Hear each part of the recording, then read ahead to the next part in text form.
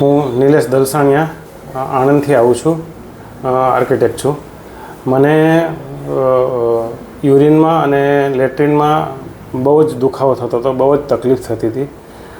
Urine ગયા પછી અને લેટ્રિન ગયા પછી અને લેટ્રિન જતાં પહેલાં પણ, અને વારંવાર લેટ્રિન જવું પડતું હતું, વારંવાર યુરિન જવું પડતું હતું. એના માટે મેં ઘણા બધા રિપોર્ટ કરાયા, ઘણા બધા ડૉક્ટરોને મેં કન્સલ્ટ કર્યા. માં સોનોગ્રાફી કરી, MRI કર્યું, કોલોનોસ્કોપી કરી અને મેં 7 થી 8 ડૉક્ટરોને બતાવ્યું.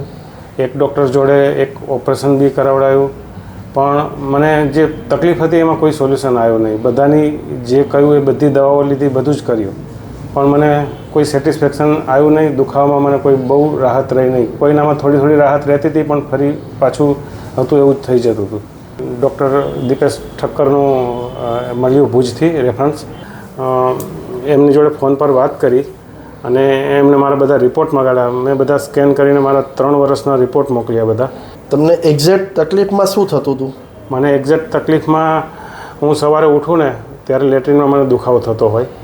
પછી હું લેટ્રિન જાઉં એટલે લેટ્રિન ગયા પછી એટલો બધો દુખાવો થાય કે મારે ઊભું રહેવું હોય કે ચાલવું હોય ને તો મારે વિચારવું પડે. જનરલી મારે બેસી જવું પડે કાં તો સૂઈ જવું પડે.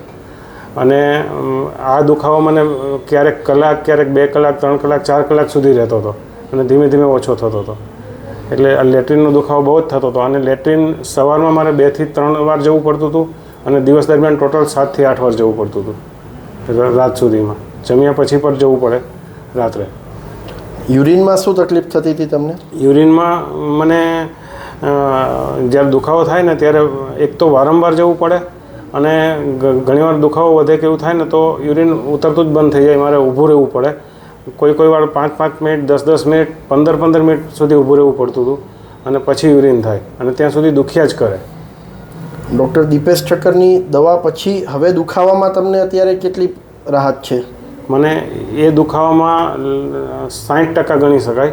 આ 1 મહિનામાં જ મને 60% રાહત છે. અને સ્ટૂલની ફ્રીક્વન્સી જે છે તમારી એ કેટલી છે અત્યારે? એ 50% થઈ ગઈ. અત્યારે 3 થી 4 વારની થઈ ગઈ.